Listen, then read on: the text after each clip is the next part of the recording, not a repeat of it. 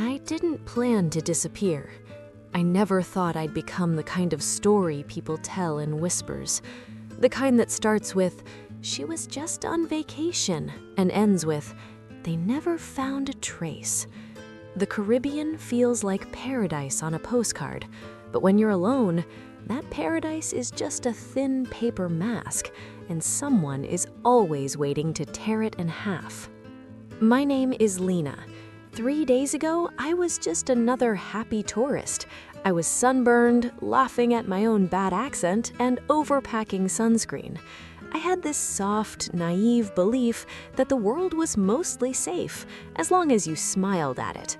I arrived with a backpack, a camera, and a sense of freedom. My hotel was perfect, too perfect. White stone, palm fronds swaying, the scent of hibiscus heavy in the air. The ocean looked like melted glass. That first evening, I posted a photo to Instagram, a sunset drink, gold light on the water. Caption, "Living my best life." I didn't know someone was using that post to clock my exact location. The next day, I booked a local boat tour. Nothing fancy, just a guide named Mateo, a few other couples, and the promise of a hidden lagoon. Mateo smiled a lot. Too much. It was the kind of smile that didn't reach his eyes. It was just part of the uniform. He asked where I was from, how long I was staying, if I was traveling alone. "Just me," I'd said, trying to sound brave. I saw him glance at my expensive camera, then at my wrists. When the tour ended, the world still felt friendly. I took a shower, put on a light sundress, and walked down to the shoreline to watch the dusk. That was my last moment of being Lena. It happened in a heartbeat. The smell of salt, the sound of distant laughter from a beach bar. Then a man accidentally bumped into me, hard. "Sorry," he muttered. As I turned to face him, a hand clamped over my mouth. A cloth soaked with something sharp and chemical pressed against my nose. My heart hit my ribs like a trapped bird. I tried to scream, but the air turned to lead. The stars above the palm trees began to spin, blurring into long streaks of white, and then the world went black. When I woke up, my mouth tasted like copper. My head felt like it had been hollowed out and filled with hot sand. I was on a thin mattress in a room with no windows. Above me, a ceiling fan turned with a rhythmic dying squeak. Creak, creak, creak. The air was thick, humid, like breathing through a wet towel. I tried to move my arms. A jagged bolt of pain shot through my wrists. Rope, coarse industrial rope, tied tight. The door opened. A man walked in.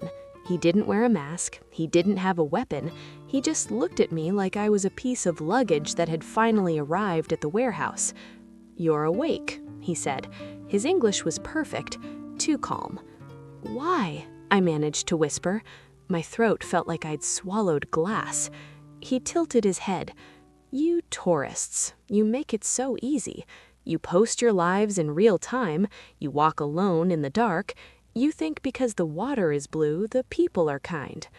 He stepped closer, setting a bottle of water on the floor, just out of my reach. "Don't worry," he said with a chilling smile. "I'm not going to hurt you. You're far too valuable for that." "Is it money?" I choked out. "My family, they'll pay." He laughed. It was a dry, hollow sound. "No, Lena, not your family. Someone is coming for you. Someone who has been looking for a girl exactly like you." He turned to leave, pausing at the heavy wooden door. "Try to look pretty when they get here." The lock clicked. I lay there in the dark. Somewhere, far away, I could hear a steel drum band playing. The world was still on vacation. People were still clinking glasses and dancing under the stars, only a mile away from where I was being sold. I stopped pulling at the ropes. I needed to think. I started to count. The seconds between the fan's squeaks, the number of footsteps in the hallway, the smell of the diesel engine nearby. If someone was coming for me, I had to be ready. And if no one was coming, then I'd have to find a way to make the ocean red. 1, 2, 3. The fan above me clicked, skit, and clicked again. The same rhythm as before. Good. That meant time hadn't jumped. No more drugs, no transport. I was still in the same box. I didn't scream this time. Screaming is for people who still think someone is coming to help because they heard a noise. I knew better. I sat still, wrists bound, shoulders forced into a fake relaxation. A different man entered today, younger. He smelled like a sickening mix of expensive sunscreen and cheap diesel. "Water," he said. He placed the bottle close enough for me to reach if I bowed my head. I drank, slowly. I didn't gulp. I didn't want him to see me desperate. "Thank you," I whispered. My voice was thin, but it didn't shake. He watched me with a terrifying neutrality, like a farmer checking a piece of livestock. "You're smart," he muttered. "Smart girls last longer." They left the door open a crack. A mistake or a psychological game? I didn't care. I pressed my ear to the wood and listened. That's when the names started to drop. Mateo. He wasn't just a guide. He was the scout. He looked for the tourists who traveled alone, the ones who posted too much, the ones who wouldn't be missed for 48 hours. Then, a phrase that chilled me to the bone.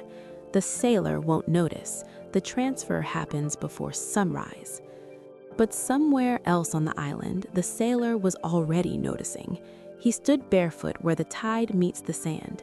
The morning light was turning the sea into a sheet of hammered silver. He wasn't supposed to be here. A delayed departure had grounded his boat. That's why he saw it. A camera strap half buried in the wet sand, pink thread, salt-stained and frayed. He picked it up and turned it over. Inside, written in faded black marker, Lena. He remembered her.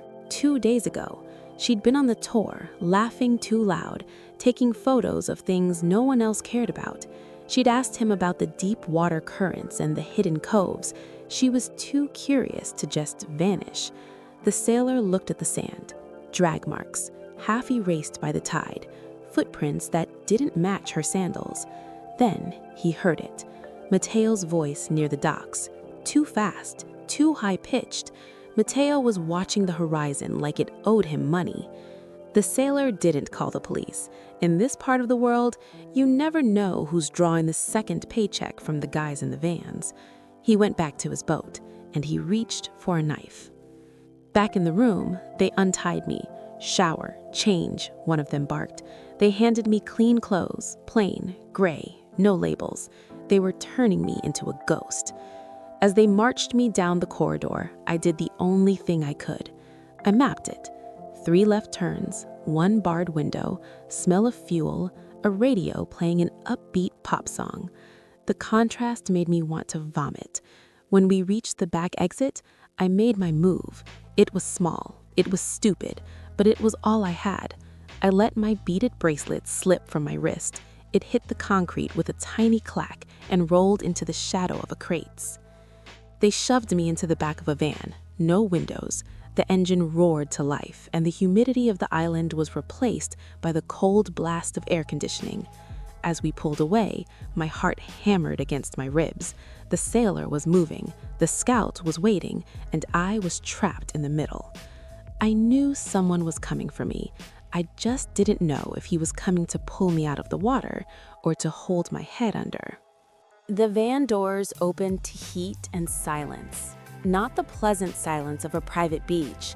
This was jungle silence, thick, heavy, like the trees themselves were holding their breath, waiting for something to happen.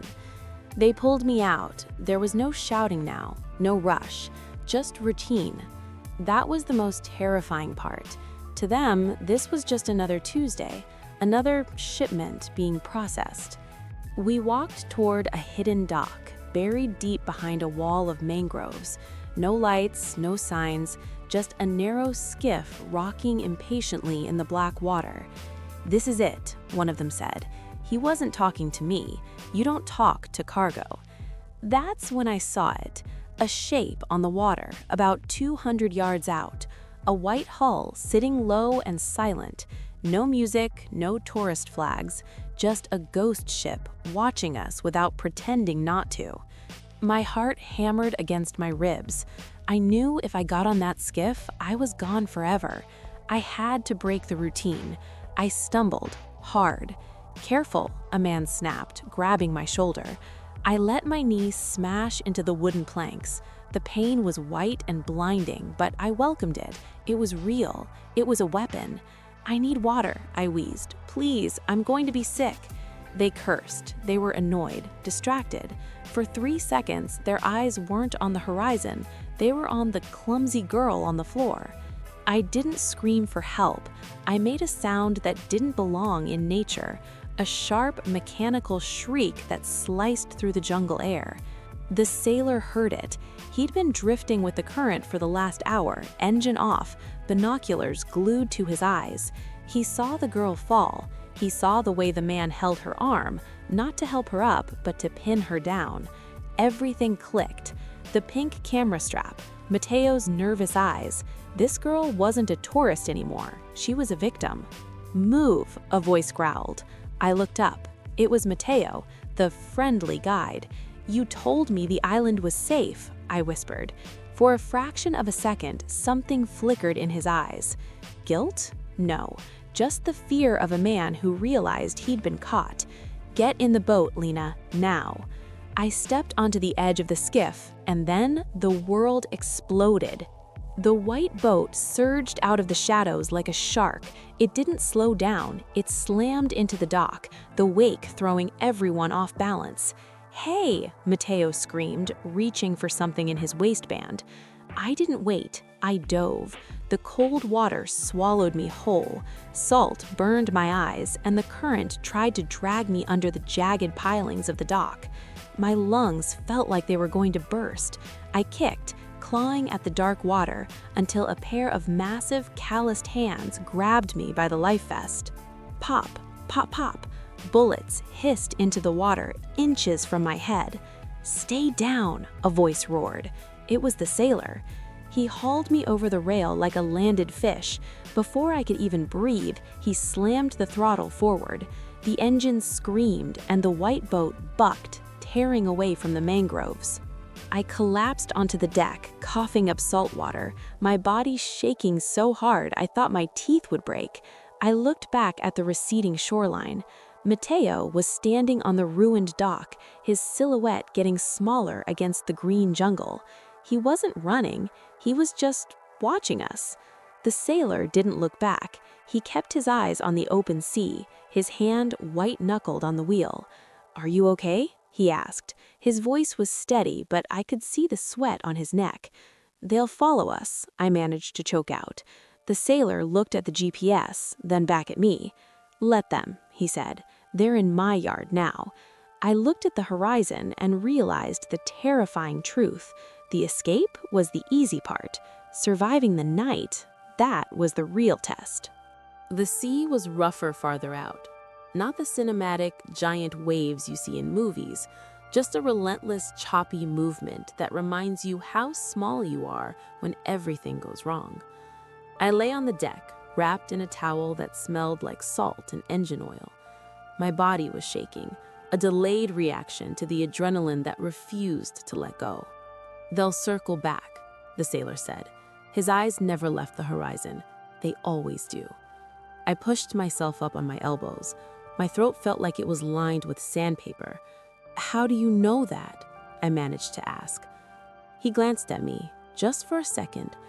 "Because this isn't their first time, Lena, and it won't be their last. Not unless someone stops the clock." We didn't head for the main harbor. That surprised me. Instead, he steered toward the rocky, jagged side of the island, the part tourists never see. No white sand, no luxury villas, just sharp cliffs and dark water. "They control the obvious places," he said, his voice low. "The docks, the main roads, half the local police. If we show up there, you'll disappear before we hit the pier." He cut the engine in a narrow inlet. Only then did he truly look at me. "I'm Evan," he said. "And I know you're Lena." My breath hitched. "How?" He reached into a locker and handed me an object that made my heart stop. My camera. The strap was gone. The lens was cracked. It was caked in dried salt. "I found this on the beach yesterday," Evan said. "I remembered you from the tour. You didn't look like the kind of person who just drops their gear and walks away." We waited until the sun dipped below the horizon. I told him everything. The smell of the room, the clicking fan, Mateo, and the phrase that kept echoing in my skull. "Someone is coming for you, not your family." Evan listened. He didn't doubt me for a second. "There's a mothership," he said when I finished. "A transfer vessel. It stays in international waters. No jurisdiction, no laws. It's leaving tonight." I swallowed hard. "That's where I was going." "I know," he said. He handed me a dry hoodie and a burner phone. "Now, we're going to make sure no one else ever boards that boat." We didn't storm the dock. We didn't play heroes. We became ghosts.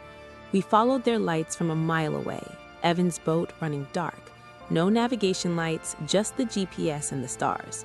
When the transfer started, when the skiffs began to unload their human cargo onto that rusted freighter, we didn't fire shots. We sent data, coordinates, high-res photos, audio of the men laughing as they traded lives for wire transfers. Evan had connections they didn't account for, Coast Guard units that weren't on the payroll. By the time the patrol boats converged, the kidnappers were still arguing about fuel. They never saw it coming. It was over before the first light of dawn touched the water. I saw Mateo as they led him away in zip ties. He didn't look at me. He couldn't. I didn't need him to. I didn't need an apology. I just needed him to be a number in a cell. I stood on the pier as the sky turned a bruised purple and then a soft, bleeding pink. My hands were still shaking, but my feet felt like they were finally part of the earth again. Evan stood beside me. He didn't try to hug me. He didn't offer a cliché. "You okay?" he asked. I looked out at the ocean, the place that almost swallowed me. "I will be," I said. I didn't think I would be, but I am. Later that day, I posted one last photo. No location, no beach, no best life caption, just the horizon. Caption, "Still here." I closed the app and deleted it. Some stories don't belong to the algorithm. They belong to the people who noticed. I didn't mean to witness anything. That's what I told myself later when my hands wouldn't stop shaking and my mind kept replaying the same 10 seconds on a loop. I wasn't a hero. I wasn't curious. I wasn't even brave.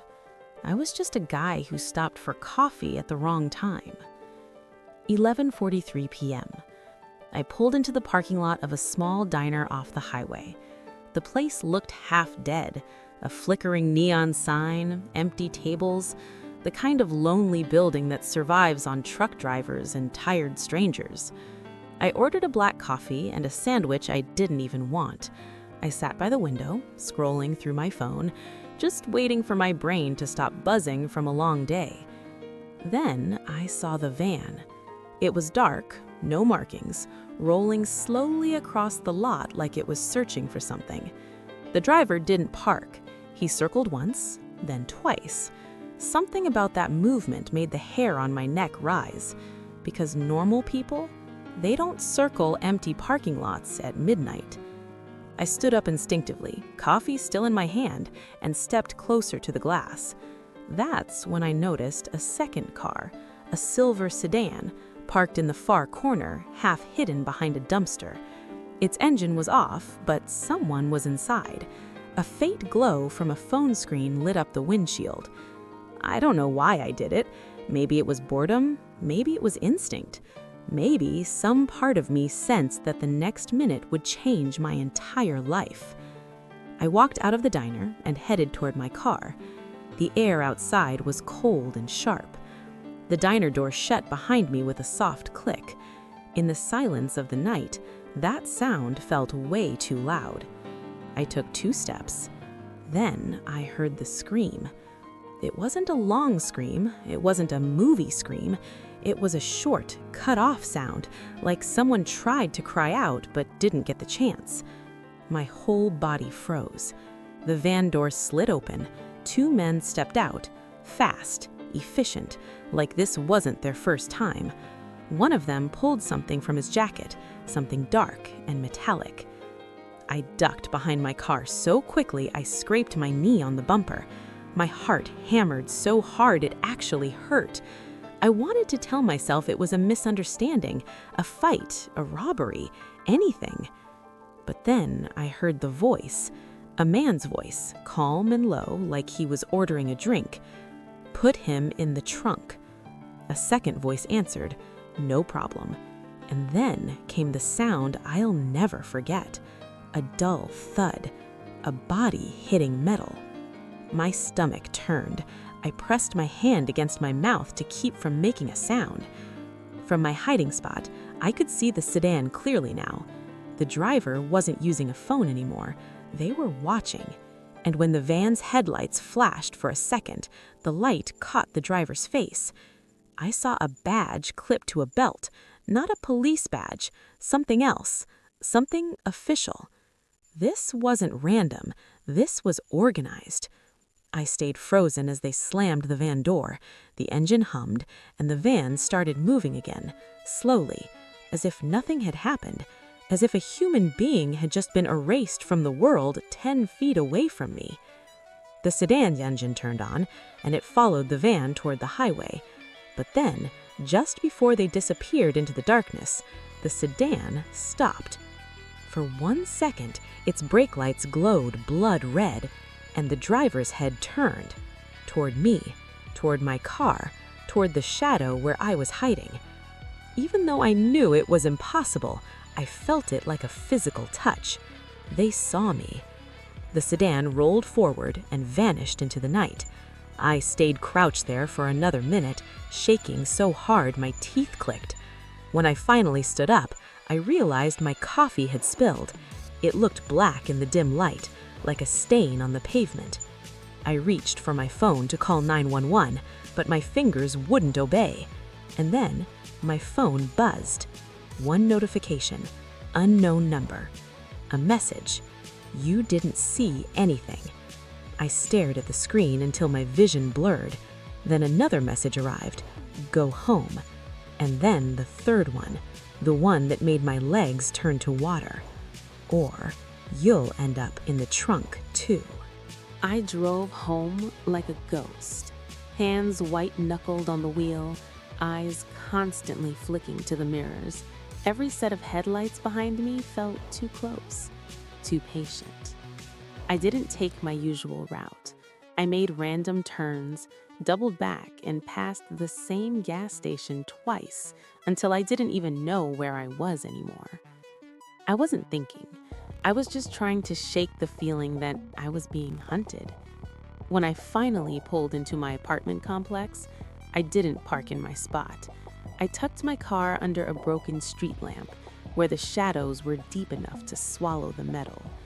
I sat there for a full minute, breathing through my mouth, chest heaving like I'd just run a marathon. Then my phone buzzed. Unknown number. One message. Good choice. My blood turned to ice. They knew I was home. They had eyes on me. I didn't sleep. I kept the lights off and sat on my couch with a kitchen knife, a knife I didn't even know how to use. I kept replaying the scene at the diner. The way those men moved, it was rehearsed, professional, effortless. To them, violence wasn't a crime. It was just another Tuesday. By morning, I had looked like I'd aged 5 years. My mind was a war zone. Call the police. But what if the police are in on it? Call anyway. What if they already know? But I couldn't forget that sound, that thud. Someone had been taken, and I was the only witness left on the map. 8:12 a.m. I pulled up to the nearest police station. I told myself I'd just report it and leave, drop the burden on someone else's desk, and go back to my normal life. The moment I stepped inside, I realized how delusional that was. My life was over the second I pulled into that diner. The officer at the front desk didn't even look up. "What can we do for you?" My voice was a dry rasp. "I witnessed a kidnapping." That got him. He sat up straighter. "Where?" I gave him everything. The diner, the van, the sedan. I expected him to jump into action, to radio it in. Instead, he asked something that felt off. What was the license plate? I didn't see it, I admitted. It was dark. It happened fast. His eyes narrowed. I thought he didn't believe me, but then he leaned in closer. His voice dropped. "Did anyone contact you afterward?" I froze. That's not a standard question. You don't ask that if you think someone is making up a story. You ask that if you know the story is real. "Yes," I whispered. "I got messages." The officer's face went blank. He stood up without another word. "Wait here." He walked through a door marked "Authorized Personnel Only." As I sat there, my eyes drifted to a cork board on the wall. Missing person flyers. Most were yellowed with age, but one was fresh. A man in his late 30s, dark hair, sharp jaw. The name underneath made my stomach do a slow roll. Jason Keller. I stared at the photo. The man I saw shoved into that trunk, it was him. It was definitely him. The door opened again, but it wasn't the officer. It was a man in a dark suit. No uniform, no badge on his chest. But he had those eyes, the kind that don't waste time. "Mr. Harper?" I blinked. "How do you know my name?" "Special Agent Daniel Reeves," he said, ignoring the question. "Federal." I looked back at the desk officer, but he was suddenly very busy with some paperwork, acting like I didn't exist. Reeves sat across from me. He looked like he was about to discuss my taxes, but his words felt like a noose.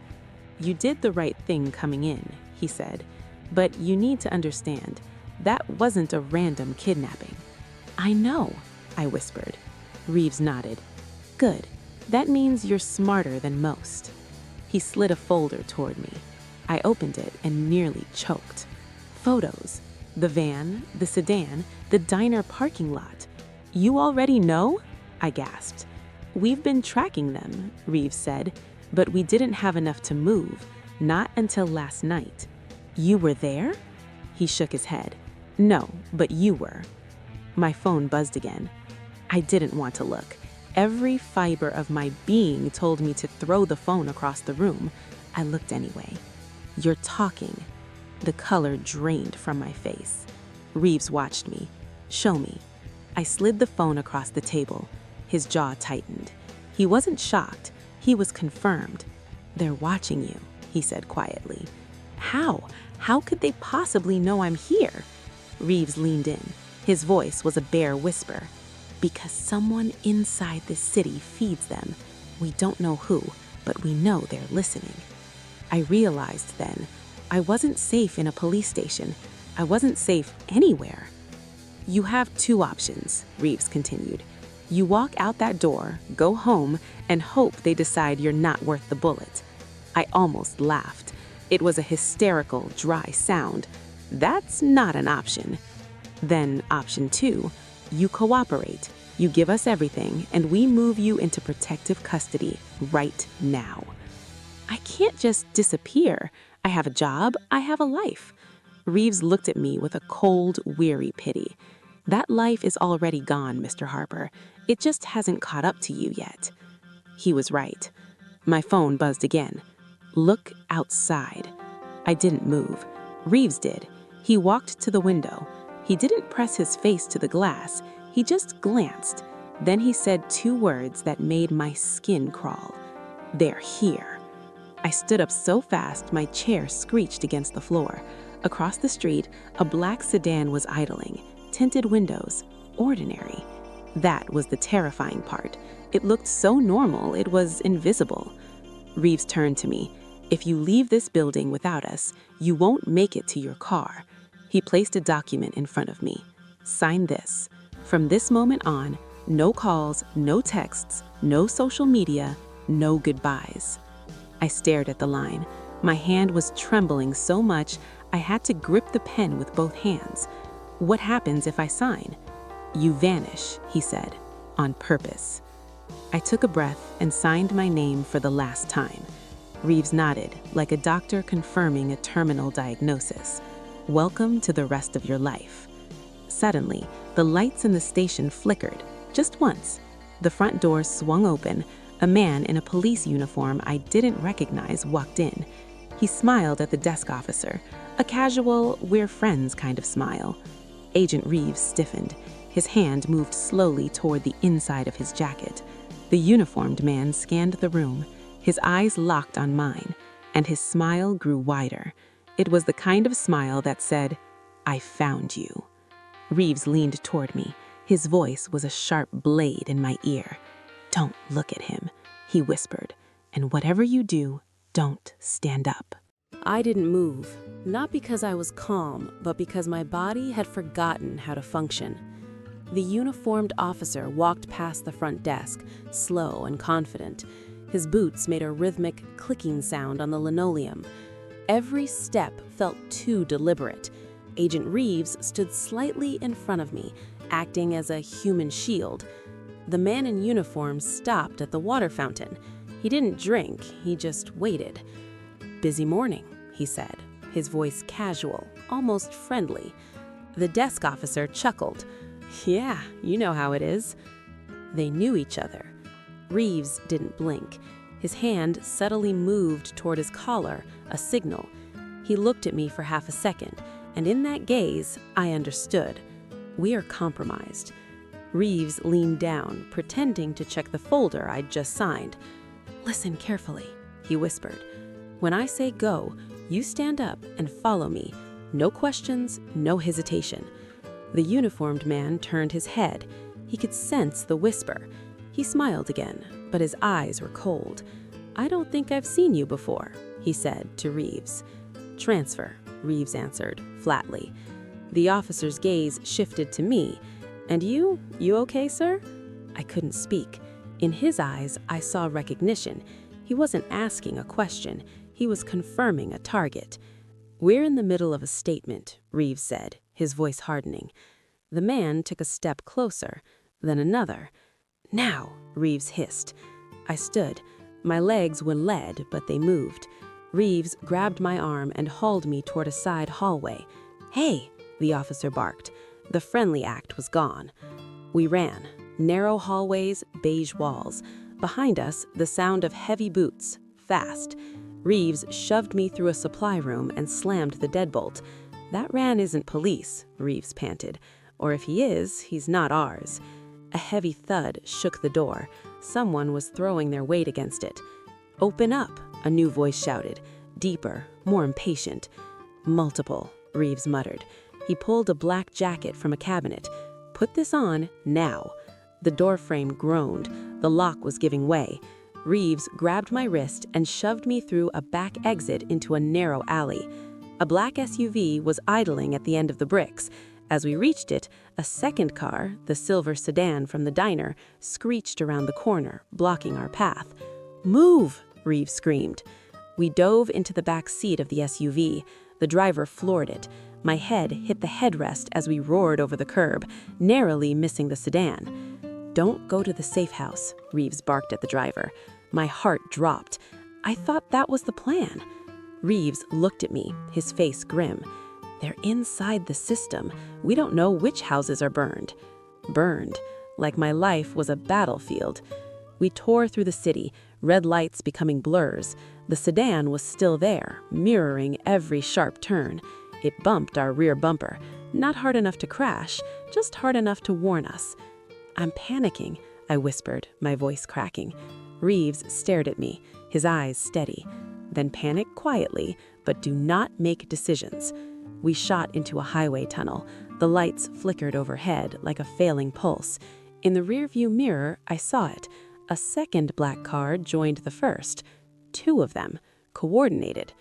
This is why witness protection exists, not to give you a new life, but to keep you alive long enough to testify.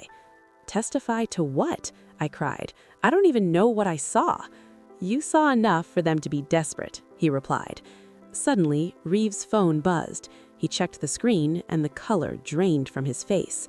What? I asked. What is it? The people we thought were helping us, they just made a move. My stomach turned. What do you mean?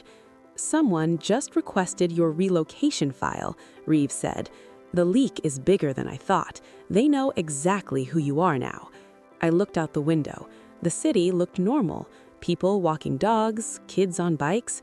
They had no idea a man was being hunted in plain sight. Reeves turned to the driver. Change of plans. We're going off-grid. No safe houses, no systems. Where? I whispered. Reeves hesitated. To someone I trust, someone who doesn't exist in any database.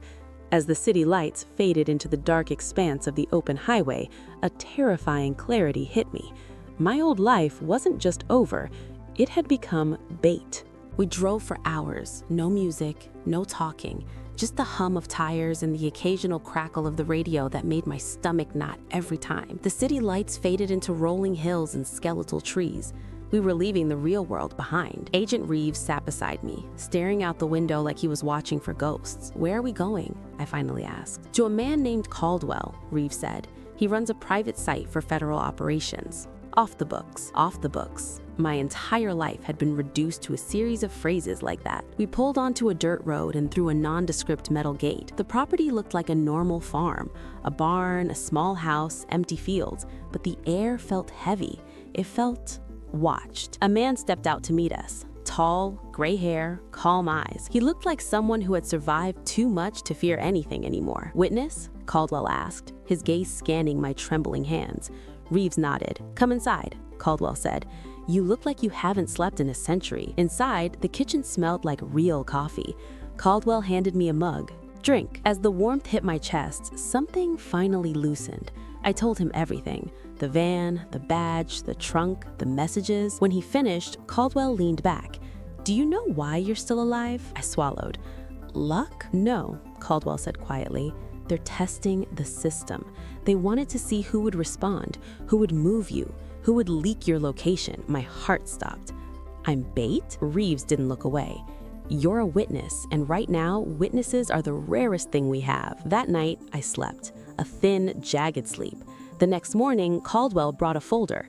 This is your new identity, he said. Ethan Cross, new birthplace, new history. A clean slate. I stared at the name. It looked like a character in a novel. If you sign this, Caldwell warned, you're killing your old self. And if I don't? Then you'll die the normal way, he said. In the trunk, I signed it. My hand didn't even shake. Fear had burned out. Only survival remained. Then Caldwell's phone rang. He listened, his expression shifting from calm to a deadly, focused stillness. He hung up and looked at Reeves. We have a problem.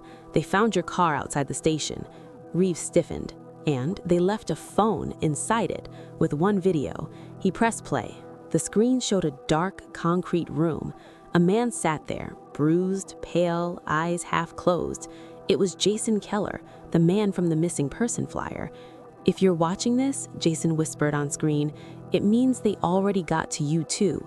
Trust no one. They're inside the system. The camera panned to the wall behind him. Spray painted in jagged black letters was a single word, Cross. My heart hit my ribs like a hammer. That's my name, I whispered. The name you just gave me. The room went cold. Reeves stared at the screen in disbelief. That's impossible. We just generated that ID. It's not impossible, Caldwell said quietly. It's a message. They're inside our plans. They're inside our future. Reeves slammed his fist on the table. We move now. No, Caldwell interrupted. We don't relocate him. We disappear him. I looked between them. What's the difference? Relocation is paperwork, Caldwell said, his eyes hardening. This is a shadow program for witnesses who can't be protected by the system because the system is the enemy. Caldwell pulled out a second folder. This one was messy, a different name, a different life. They know what a clean federal ID looks like, so we give you something dirty, something they never expect. They'll chase the wrong ghost.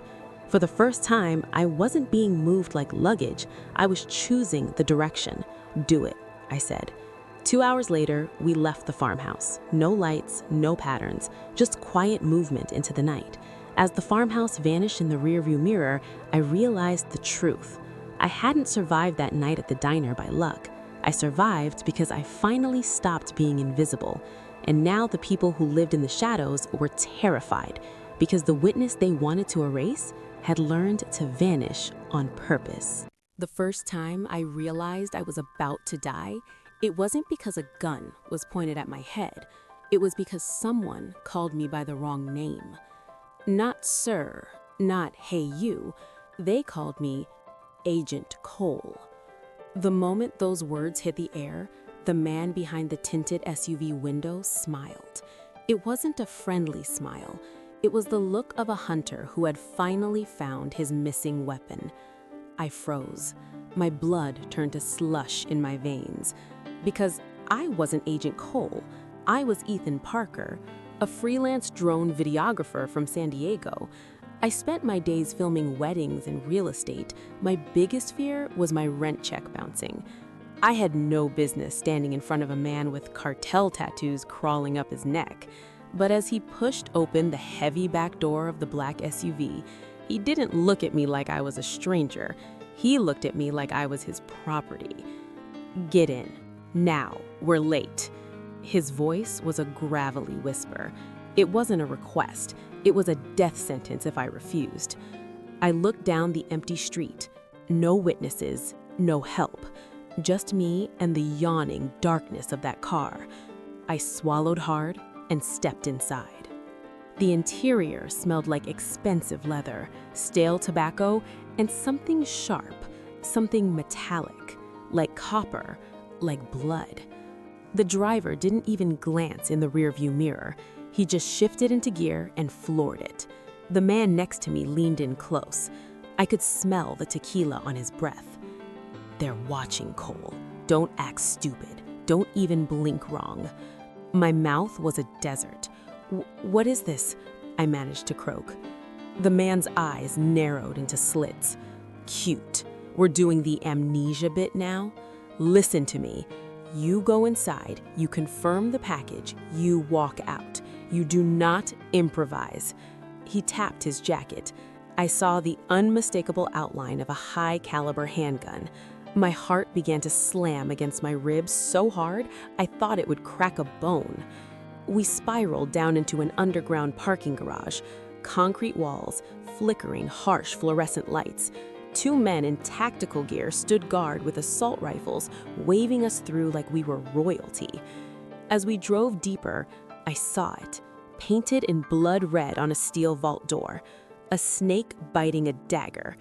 Even a wedding photographer from San Diego knew that symbol, the cartel. The SUV screeched to a halt.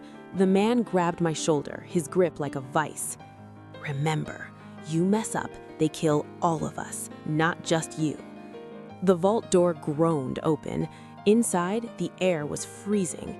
The first thing I saw was a man strapped to a wooden chair. His face was a map of purple bruises.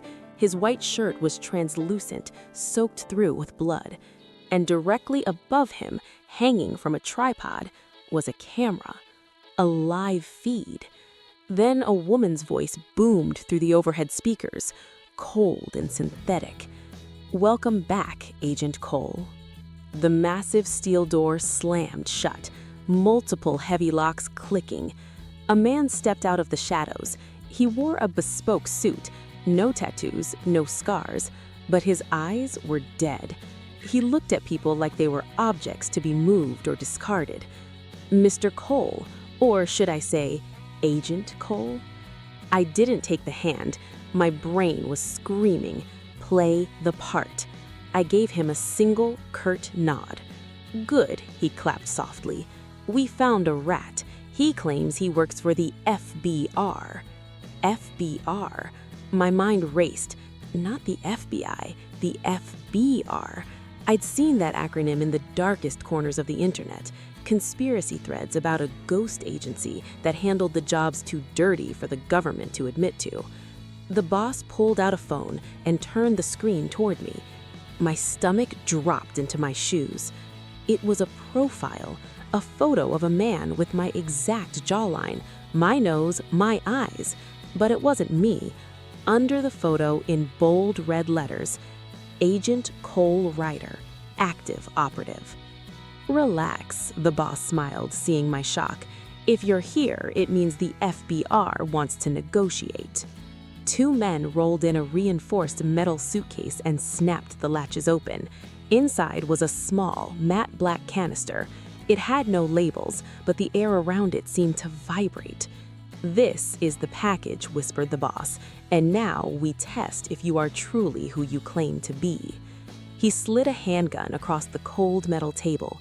The sound of the steel scraping against the surface echoed like a scream. "Kill him." The prisoner began to sob. "No, please, I have a family." The boss's smile vanished. "Do it, Cole, now." My hands shook as I picked up the weapon.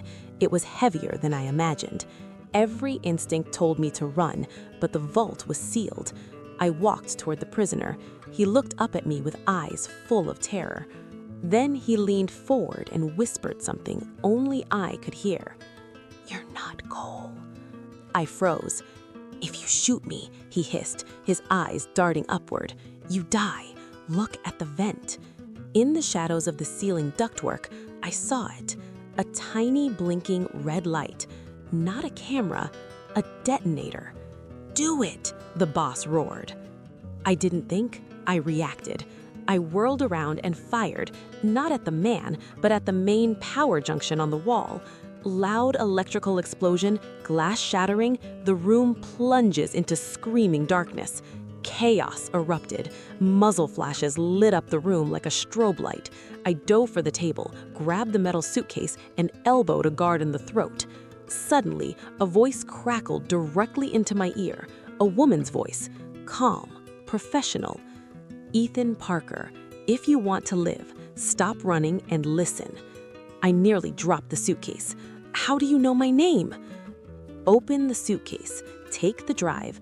That key contains the biometric data of every undercover agent in the Western Hemisphere. You're holding it because the real Cole Ryder is dead." My heart stopped. Dead? We needed a ghost, someone random, someone disposable, someone like you. Now you have 10 seconds before they flood that room with nerve gas. Get to the duct. Move. I scrambled. I smashed a chair against the wall, ripped the vent cover off, and hauled myself into the cramped metal tunnel just as I heard the hiss of gas filling the room. I crawled until my knees were raw and my lungs burned. I kicked open a hatch at the end of the line and fell on a cold tile floor. Before I could breathe, a tactical flashlight blinded me. I looked up. A team of black combat-geared men stood over me. No flags on their shoulders, just a symbol, a circle with 3 vertical lines. The leader lowered his rifle and looked down at me with a terrifyingly hollow smile. "Agent Cole Ryder, we've been waiting for you." The first FBR agent didn't help me up. He grabbed me by the collar and slammed me against the cold concrete wall. My vision was a blur of gray and static. The gas from the tunnels was still clawing at my throat. "I'm not Cole," I wheezed, my lungs burning. The man stared at me for a heartbeat, then let out a dry, jagged laugh. "Oh, he's a comedian. I like this one." A second agent stepped into the light. She was tall, her hair pulled back into a knot so tight it looked painful. Her eyes weren't human. They were cameras, recording, analyzing, calculating. She scanned me with a tablet. Pulse elevated, pupils dilated, adrenaline spiking, she said, her voice like glass breaking. "He doesn't know." The man frowned. "Doesn't know what?" She stepped into my personal space. I could smell the ozone and mint on her breath. "Ethan Parker, San Diego, high-end drone operator. No criminal record, clean, boring." I felt my soul shrivel.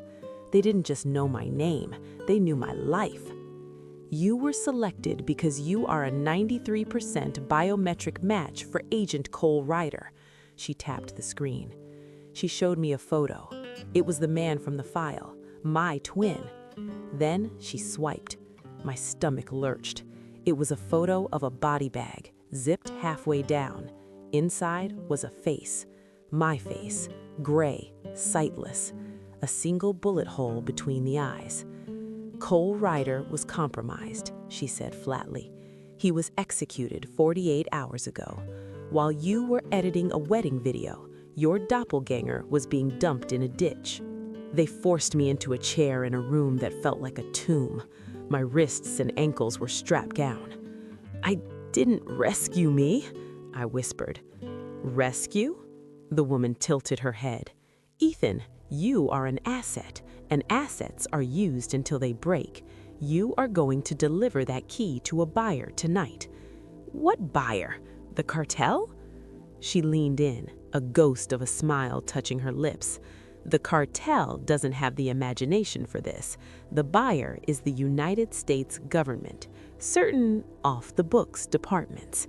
That key contains names that are worth billions in blackmail and leverage." "This is treason," I said, the word feeling heavy in my mouth. The man behind me laughed. The woman didn't. "Treason is a word used by people who still believe there are rules, Ethan. Tonight, you meet Rafael Cruz. You hand over the key. We observe." "And then?" I asked. Her smile widened. It was the coldest thing I'd ever seen. "And then we erase you permanently." She threw a duffel bag on the table, a black jacket, a holster, a handgun I didn't know how to use, and a small, flesh-colored earpiece. "If you run," she whispered, leaning so close her lips brushed my ear, "we don't just kill you, we kill your mother, your sister, everyone you've ever sent a Christmas card to. Do you understand?" I couldn't breathe. My chest felt like it was collapsing under the weight of a mountain. I wasn't just a man anymore. I was a ghost in waiting. 2 hours later, I was back in a black SUV heading towards a crumbling warehouse on the Mexican border. The woman's voice crackled in my ear. "Ethan, stay calm. Rafael Cruz is paranoid. He will test you. He'll ask something only the real Cole would know." "How do I answer?" I hissed, my hands shaking on the steering wheel. "Improvise." I stepped into the warehouse. The air smelled of rust and old oil. A single hanging bulb swayed in the center of the room. Rafael Cruz stood there, a bearded giant with eyes like serrated knives. He circled me like a shark. "Agent Cole," he purred. "I heard you took the key."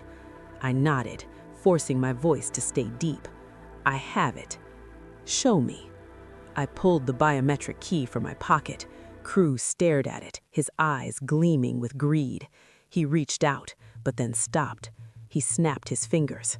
One of his men stepped forward with a small velvet box. Cruz flipped it open. Inside was a severed human finger, fresh, bloody. My stomach did a somersault. This belonged to the man I killed 2 days ago, the man who claimed to be Cole. I like certainty, Agent Cole. If you are the real Cole, you will recognize your own partner's signature. He pointed at the finger. Which hand did this come from, left or right? The woman's voice screamed in my ear. "Answer him, now!" I looked at the finger. I looked at Cruz. My heart was a drum. "Left," I gambled. It was his left hand. Cruz's smile died. He looked at his men. Incorrect. It was his right. He grabbed my arm and slammed it on the table. "Cut off his right hand," he commanded. "Let's see if he recognizes that." "No, wait!" I screamed. The blade was inches from my skin when the warehouse door exploded. Deafening explosion, high-intensity gunfire, screaming. Flashbangs turned the world white. I rolled off the table as bullets tore through the air. Chaos reigned. I grabbed my gun, fired blindly into the smoke, and sprinted for the back exit. "Ethan, stand down!" The woman's voice screamed in my ear. But through the smoke, I saw them. FBR tactical teams were storming the building, but they weren't aiming at the cartel. Their lasers were centered on my chest. They weren't here to save me.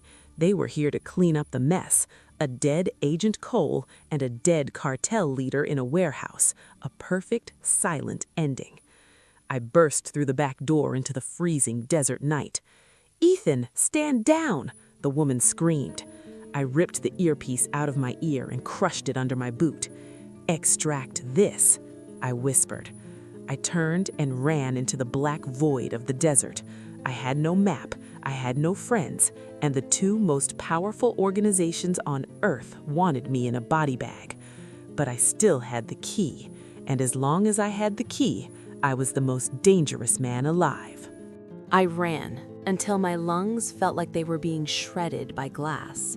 Behind me, the warehouse was a glowing orange wound in the desert night, punctuated by the staccato rhythm of gunfire. I dove into a dried-up riverbed, pressing my face into the grit. I held my breath, clutching the handgun. I didn't even know if it was loaded. A flashlight beam swept over the ridge above me. I didn't move. I didn't blink. I waited for the footsteps to fade, but they didn't. They stopped. Ethan Parker. The voice was young, male, and terrifyingly familiar. I spun around, aiming the gun into the shadows. A man stood there, hands raised, palms open. He wasn't wearing tactical gear. He looked exhausted. He looked like he'd been through hell. He looked exactly like me. No, not like me. He looked like the photo in the file. He was the man I was supposed to be. "I'm Cole Ryder," he whispered. My heart stopped. I said, "You're dead. I saw the body bag. I saw the photo." The man stepped into the faint moonlight. His beard was scruffy, his eyes hollow. They staged it. They needed a reason to bring in a replacement. They needed a reason to bring in you. "Why?" I asked, my voice trembling. Cole laughed, but there was no humor in it. "You think that key is a list of agents? That's the lie they feed the recruits. That key is a black ledger. It's a record of every bribe, every assassination, and every drug route the FBR and the cartel have managed together for the last 10 years. My skin crawled. Together? The FBR doesn't fight the cartel.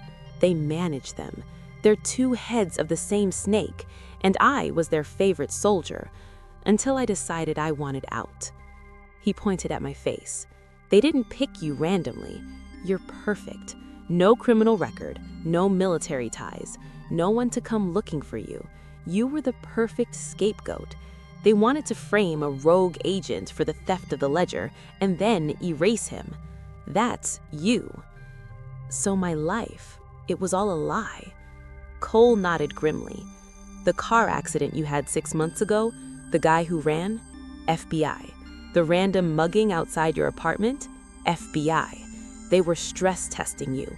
They were building a psychological profile to make sure you'd play the part when the time came." I felt sick. My entire reality was a scripted play, and I was the only one who didn't know the lines.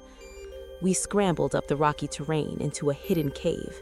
The air was damp and smelled of ancient dust. Cole pulled out a burner phone.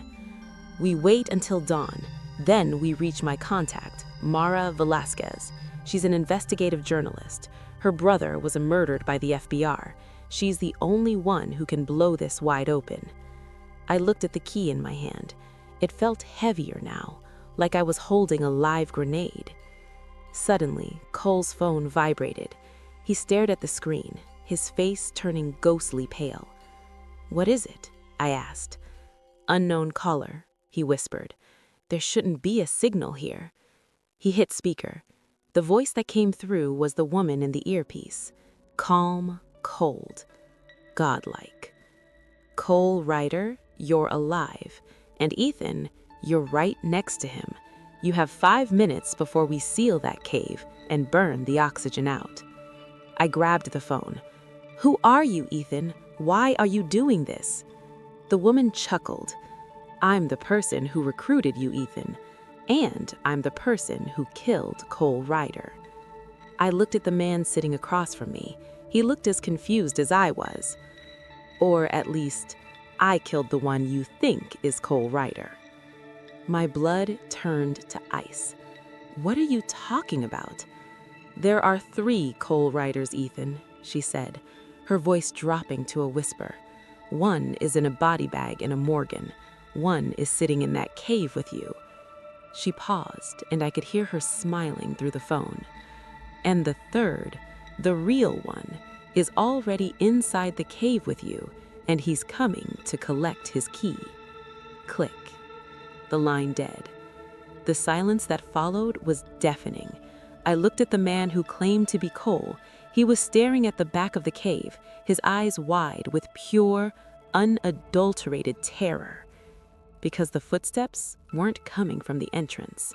They were coming from the darkness behind us. A shadow detached itself from the stone wall. A third man, same jawline, same eyes, but these eyes were cold, professional, dead. Give me the key, Ethan, the shadow said. Fade to black. The darkness was absolute until a single phone light flickered on. It illuminated a man sitting casually on a jagged rock. He wore tactical black, clean and lethal. On his knee rested a suppressed pistol. When the light hit his face, my stomach didn't just drop, it vanished. He had my face, not a resemblance, an exact, pore-for-pore match. He smiled, and it was a smile I had practiced in my own bathroom mirror for years. "Hello, Ethan," he said. The man beside me, the man I thought was Cole, whispered in terror. "No." "You can call me Cole 3, the man on the rock said, standing up. His movements were fluid, like a predator. He looked at me with pity. "You're the civilian copy, the innocent one." He turned his gaze to the man beside me. "And you're the rogue copy, the one who grew a conscience." Then he tapped his own chest. "And I'm the original, the one who stayed loyal." The first Cole explained. "Voice, mannerisms, DNA. We are a ghost army, Ethan. You were the easiest, just no training, just a mask for us to wear." "Why the key?" I asked, clutching it in my pocket. Cole said it was a ledger. Cole 3 laughed. "The ledger is the story we tell the losers.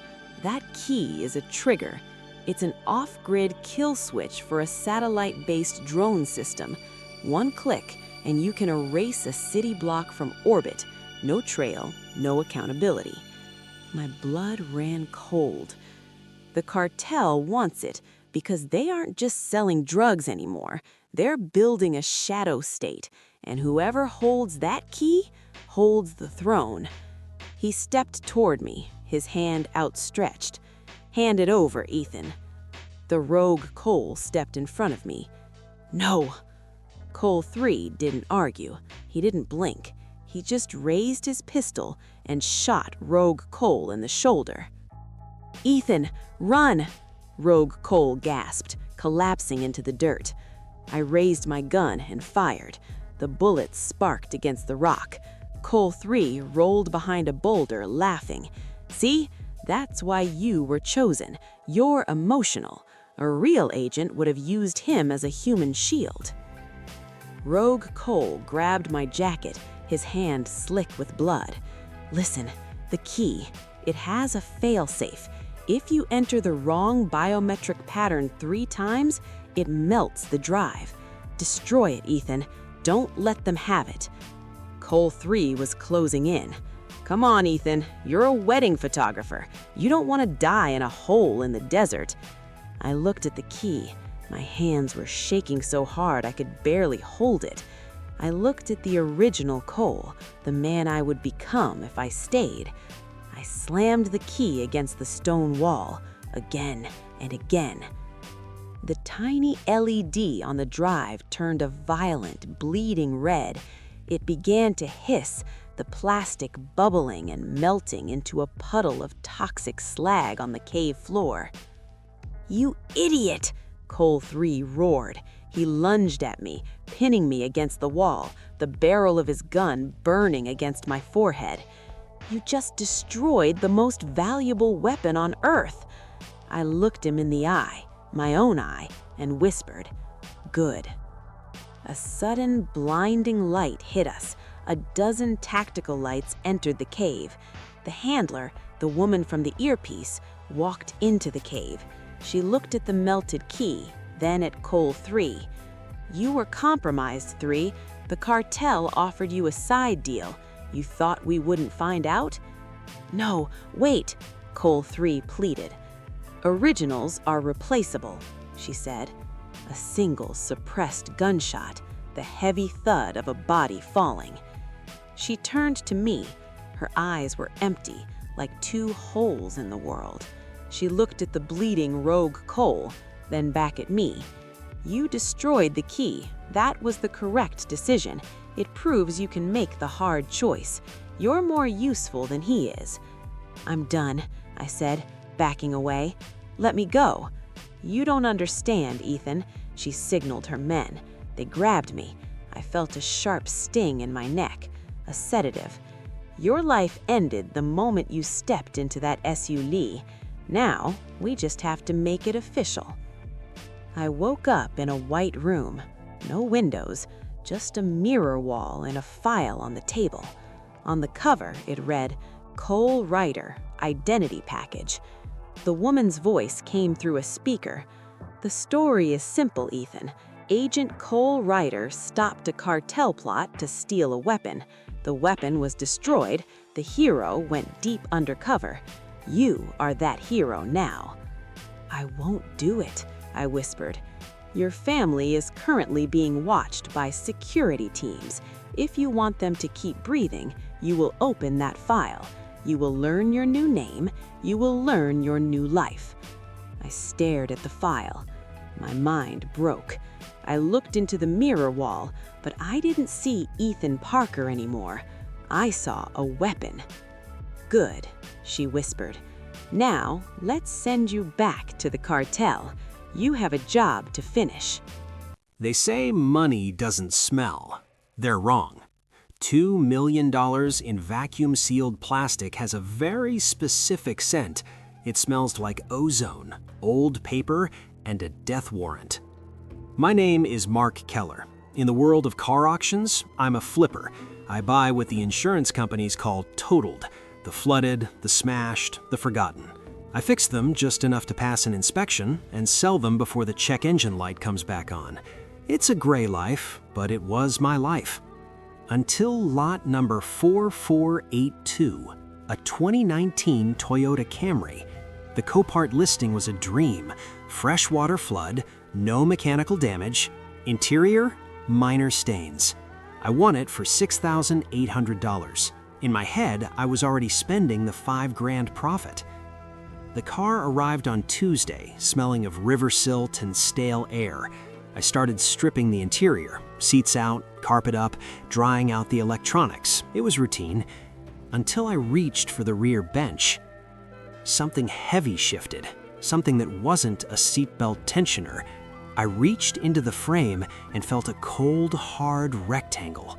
I sliced the plastic. Bricks of cash, vacuum sealed, stacked with the precision of a Swiss watch. $2 million. I sat on the cold concrete for an hour staring at that Camry. Nobody forgets $2 million. This wasn't a stash. It was a payload designed to survive a border search. I ran a deep VIN check.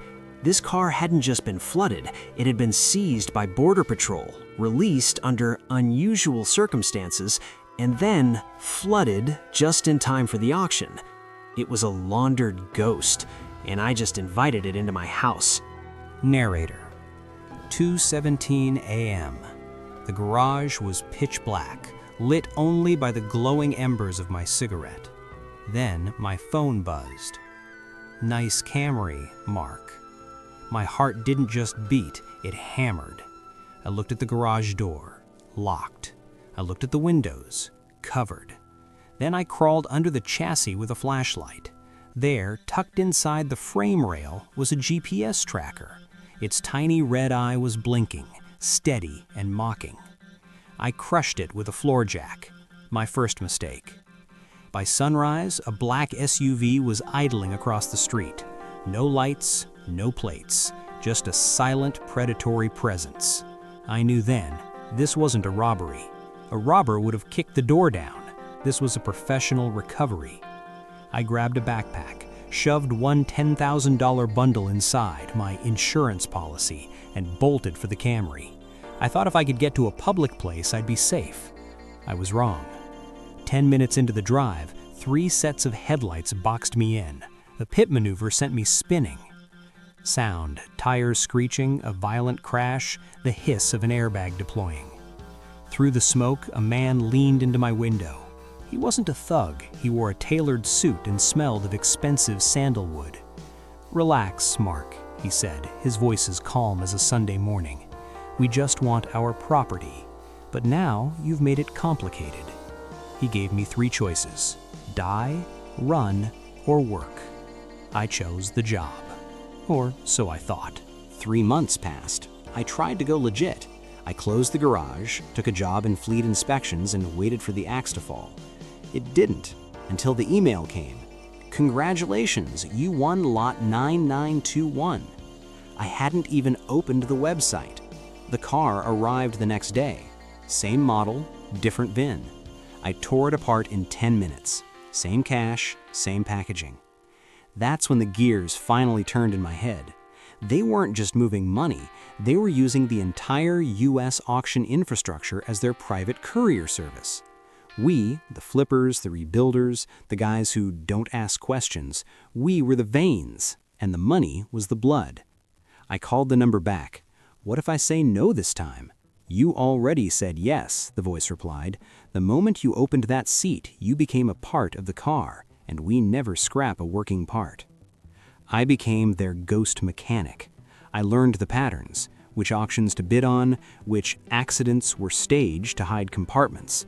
I saw diamonds, hard drives, passports. I was making more money than I could ever spend, but I was living in a cage made of Toyota parts. The shift happened with a BMW M4. Too clean, too expensive. I opened the hidden compartment, expecting the usual bricks. Nothing. Empty. Just a burner phone sitting in the dark. It rang the second I touched it. A different voice, rough, urgent. "You weren't supposed to open that one, Mark. That's a collector's car." I realized then I was being moved. I wasn't the courier anymore. I was the target. They were positioning me to take a fall for a shipment that didn't exist, a distraction for something much larger. I looked at the phone, then at the garage door. Most people in my position would pray. I just reached for my welding torch. If they wanted me to be a part of the machine, fine. But I spent my life taking machines apart and putting them back together better than the factory intended. I didn't run. I didn't call the cops. I did what I do best. I flipped the script. I started welding, not to hide their money, but to hide my own surprises for the next guy who opened the seat. I'm not the guy under the bench anymore. I'm the one designing the trap. Sound, the sound of a welding torch sparking to life. Music swells and cuts to black. Narrator, because in this game, if you aren't the one driving, you're just cargo. And I'm tired of being cargo.